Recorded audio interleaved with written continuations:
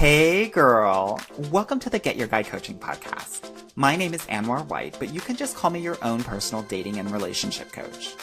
Each week, you'll hear actionable advice, tips, and strategies that you can implement in your own love life. I'm talking about healing your heart, dating effectively, and understanding men so that you can, you guessed it, get your guy. Are you ready to level up your love life? All right, let's go. I never felt the way I do about anyone but you. Hello, my loves, and I hope you're doing well today. And I wanted to talk about a really interesting subject that doesn't really get discussed a lot.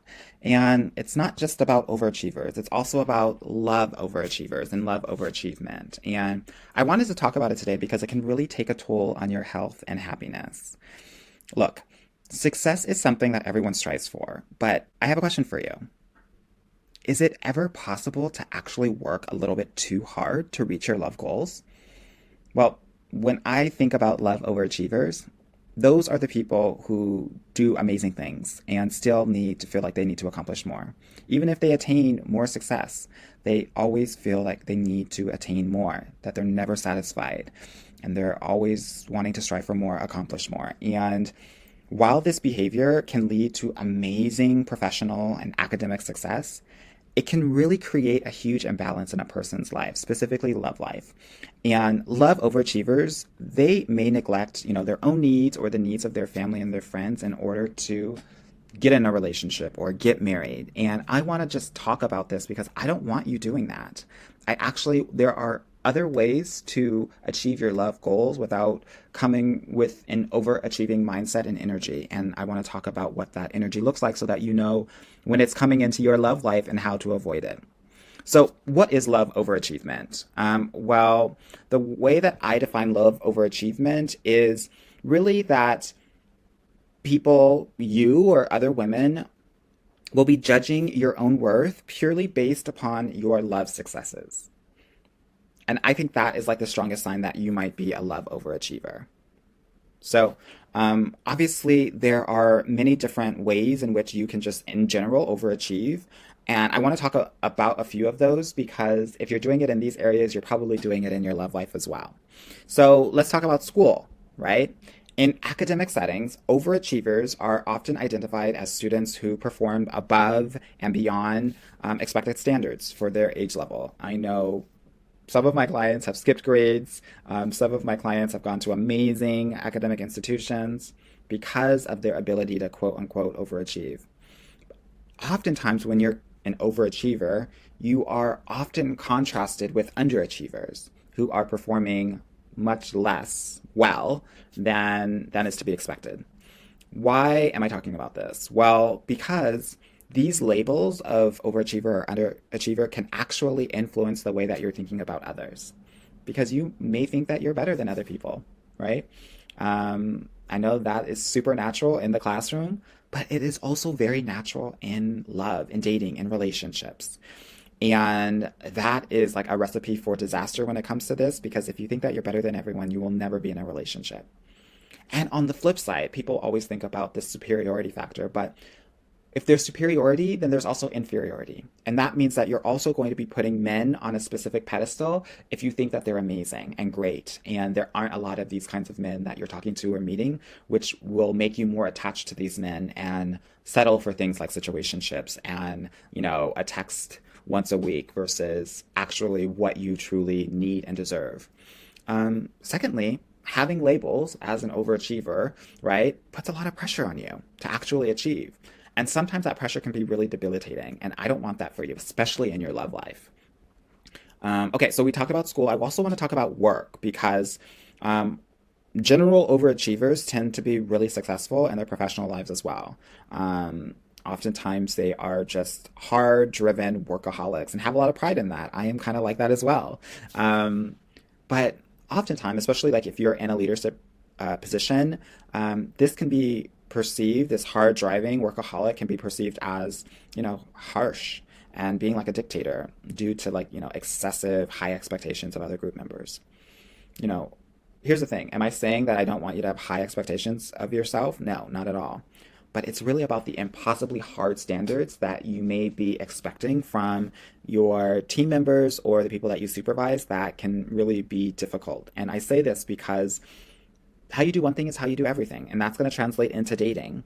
And what that looks like is that you're going to hold these people that you're talking to, these humans that you're talking to impossible high standards that they can't reach, which ultimately leaves you disappointed and also leaves the other person feeling like shit. And I don't want that for you, right? I want to make sure that we are having realistic views and thoughts about humans and how they're not perfect, right? So the other thing I want to talk about work is that sometimes workaholics actually work themselves to death and get burned out because they don't have healthy boundaries. They either have no boundaries or they have super rigid boundaries where they are able to cut things off immediately, which isn't 100% healthy as well. I want to make sure that we are creating boundaries in all areas of your life, and specifically your romantic relationships. Okay, so now what I want to do is I want to talk about the signs that may tell you that you are a love overachiever. Okay, now this isn't a call out, this is a call in because I want you to do things in a different way. So I'm going to talk about these signs, but I'm also going to talk about what we can do to, overcome some of these things that actually are probably hindering you from achieving the love that you want, need, and deserve, right?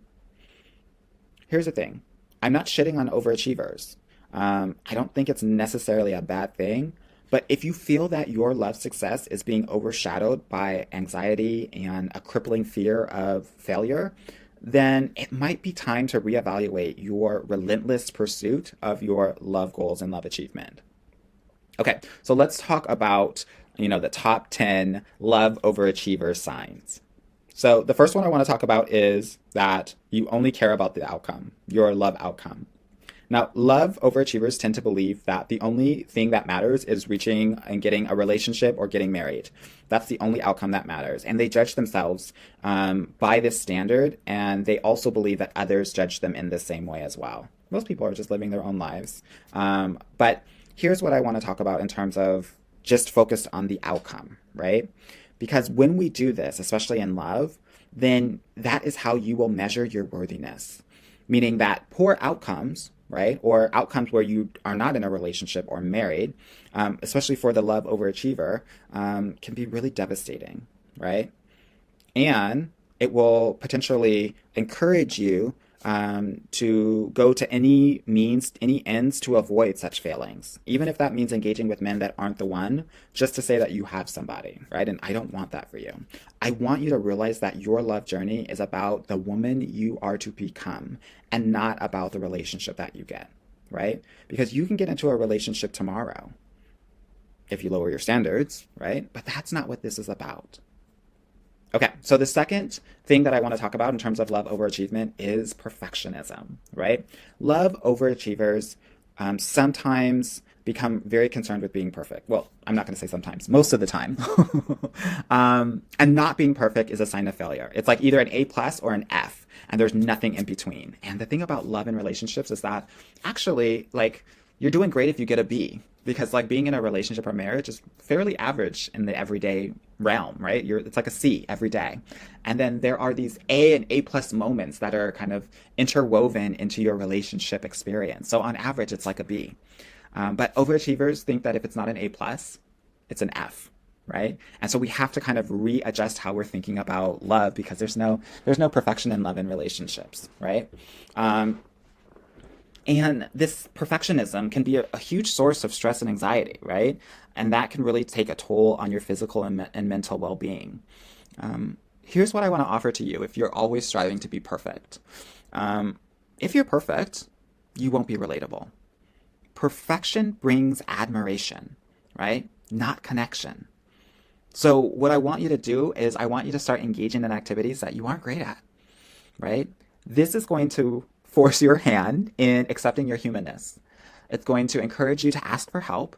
It's going to make you get vulnerable, right? So, doing archery or a city league in softball or volleyball might help not only to just meet people, but also to engage in a way that is going to show your genuine self, right? Okay, the third thing that I want to talk about is if you criticize yourself a lot. Now, it is super normal to be critical at times, right? Of your own behaviors and also your shortcomings. But love overachievers have a tendency to berate themselves for failing to live up to their own excessively high love expectations. And they tend to make everything their fault. Now, I know that oftentimes you were either probably trained very hard in school or in sports, and like the criticism, it was a way to motivate you. And you may feel that that's like the only way for you to produce good work, but it isn't. If you are criticizing yourself, you know, super harshly, then how do you think that that's going to show up in your future partnership? You're probably going to do it to your partner as well, which means that they're going to want to peace out as quickly as possible. It's just going to create more and more self doubt, stress, and anxiety. I want you to realize that that critical voice isn't yours. It's probably your mother's or your father's that you've just adopted.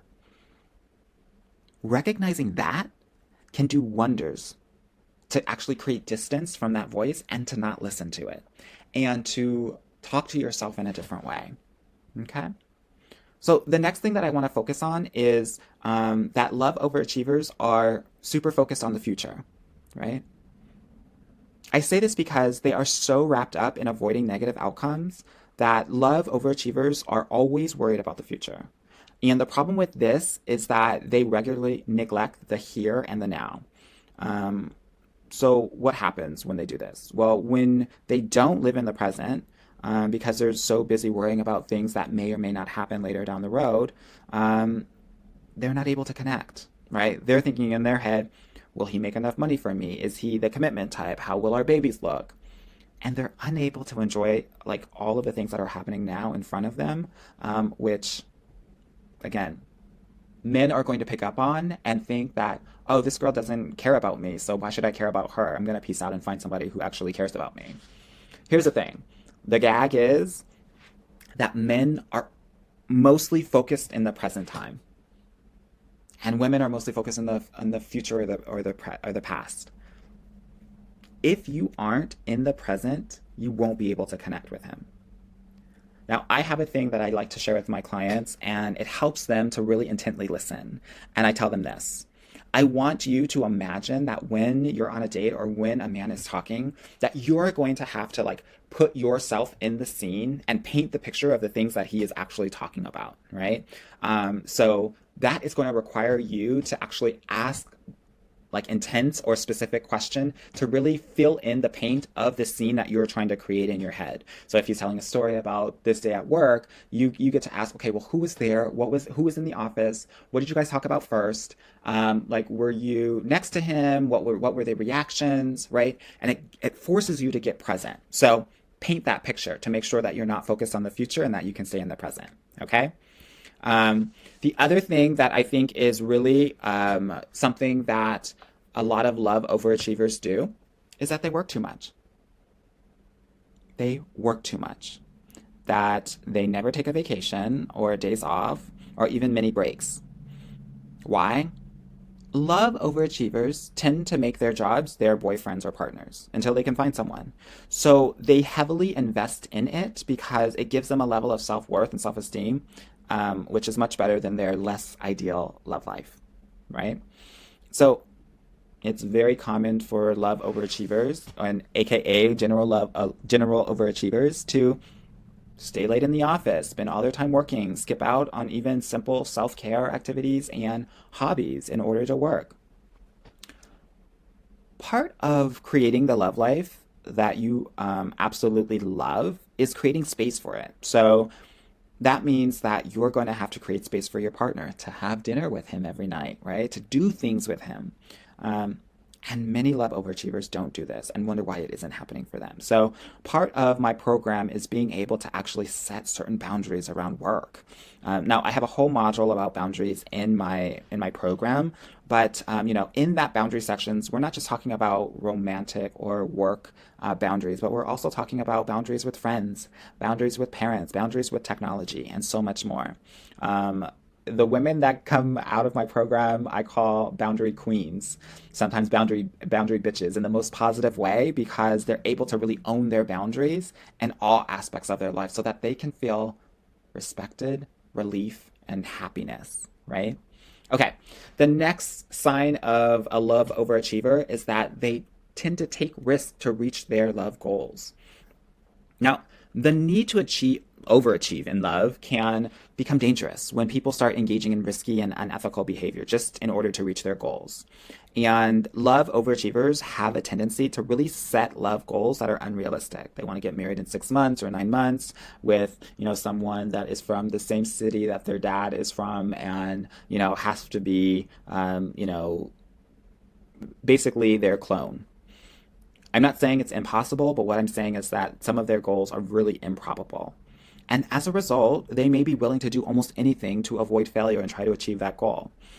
So, what does this look like? Oftentimes, this looks like lots of dangerous behaviors around intimacy and sex, right? Where they're having sex with guys that they really don't want to try to keep them or rope them into, the guy liking them. Um, in my program, we get super clear on your intimacy boundaries for every date. And I have an exact blueprint for how I want you to be dating from dates one to exclusivity, right? And I know based on the male psyche that this is a really safe and healthy way to go to make sure that you're safe, but also to inspire him to want to do more for you and to feel connected to you. So I want to make sure that your intimacy boundaries are super clear and you understand why you may be feeling that you need to do certain things for certain reasons, regardless of the active or passive pressure that men may actually project. Okay, so the other sign of a love overachiever is that oftentimes they have outbursts of anger. And one of the reasons why I'm talking about this, look, losing your temper once in a while is super normal, but acting out inappropriately with little provocation can be a sign that you are putting too much pressure on yourself to achieve like the impossible. And this is the same for dating and love. If you find yourself on an emotional roller coaster with men because things aren't going how you envision them to go, it's not attractive. And no one likes to feel like they are controlled or being controlled.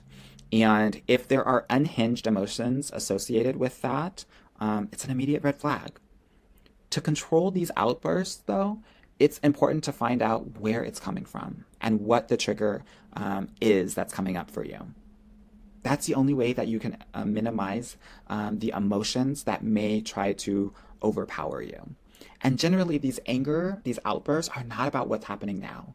It's about what's happened in the past. So to really think back and understand, okay, this guy at work is talking over me, or this guy on a date is talking over me. This actually reminds me of a time where I was always trying to express my emotions when I was a little girl, but my dad would talk over me and not listen to me, right? That is the work that is necessary for you to help you kind of, regulate some of these emotions that might be coming out. Okay. The other thing that I want to talk about is criticism. Because that's if it's hard for you to take any sort of criticism, you may be a love overachiever, right? Criticism implies failure, and failure for the love overachiever is the greatest fear. And if you find yourself taking even like the smallest critiques personally, it might be a sign that you need to step back. This is all about managing your mind and not taking everything so personally. Because here's the gag, girl. Most things are not about you. You're making them about you, but they're really not about you. They're about that other person.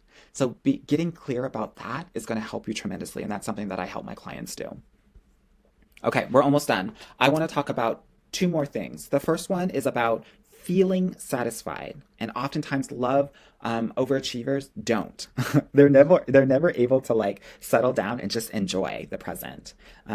Even if they have achieved their goals, oftentimes they're not taking the time to really enjoy their success. All that matters to them is like what comes next. So this happens a lot with my clients. I get, 80% of my clients in amazing relationships. And once they're in that relationship, okay, they're like, what's next? What do I got to do? Okay, I got to say I love you. I got to move in. I got to get married. I got to get that proposal or engagement, right? I'm like, girl, calm the F down. Let's just enjoy this season, right? Which is a new budding relationship where you get to just figure out and get to know this other person that has shown up for you, right? Focusing on the next accomplishment is not how relationships work. And it's going to be important to find a couple of things. What actually satisfies you? And two, why you think you always have to strive for the next thing. We've got to learn what I call that contentment point is in your love life so that when you get close to it, you don't throw something away because it's not perfect. But if you're satisfied and you're content and you're happy, that is what's important. And I want to make sure that you're super clear on what that is so that when it is presented, in front of your face, that you're not rejecting it. So it's all about that contentment point. And then lastly, being motivated by fear. Most people are not necessarily working toward their goals. And this is totally true for love overachievers. They're often motivated by fear. Fear of failure, fear of letting other people down, fear of looking weak, fear of looking incompetent, fear of growing old alone. Those are the things that are driving their goals. But this type of motivation actually can create a source of anxiety, right? That you're so busy working so hard to try to avoid a negative outcome that it's like you always feel like this ravage like animal is chasing you and it's making you run as hard as possible. This animal that we call fear, right? We have to shift that focus though. And we have to shift it because this sort of avoidance-based behavior often leads to distress and worry and negative feelings, all of which can have a detrimental impact on your self-worth and your confidence. So we've got to be clear on what the goals are and create different reasons for each of those goals. Those reasons being focused on you and focused on not your deficiency, but your sufficiency. And that's what I do with my clients as well. Okay, so I've talked about the 10 signs of being a love overachiever, right? We talked about, caring about the outcome. We talked about perfectionism. We've talked about criticizing yourself, focusing on the future, working too damn much, taking risks to reach your goals, anger outbursts, dealing with criticism or sensitivity to that. We've talked about never feeling satisfied and being motivated by fear. I know that this is like a lot of different signs and some of these might resonate with you. I'm sharing this because I want you to know that there's a different way to do this, right? And that the things that have created success in other parts of your life are not going to create success in your love life. So we've got to change these things so that you are reaching your goals, your love goals, quickly, effectively, and safely, so that you're not like kicking yourself and hurting yourself and feeling bad about yourself every step of the way. And I know that some of, the people that are listening to this are doing it in this way. And it's making dating and relationships and love exhausting and painful. And dating is supposed to be fun. So if you are interested in doing things a different way and feeling better about it, I want to invite you to book a call with me so that we can talk about what your current love overachiever signs are and how we can flip them on their heads and rock on to the safest, healthiest relationship of your life. All right, my loves, I hope that this was helpful in creating awareness for perhaps some of the patterns that are not serving you so that you can do things a different way and be successful in love. I love, love, love you mucho, and I'll talk with you soon. Bye now. Hey girl, thank you so much for listening to the Get Your Guy Coaching podcast. If you like this episode and want to talk with me personally, please book a free consultation at www.getyourguycoaching.com/apply or subscribe and leave me a review wherever you listen to your podcasts. Talk soon.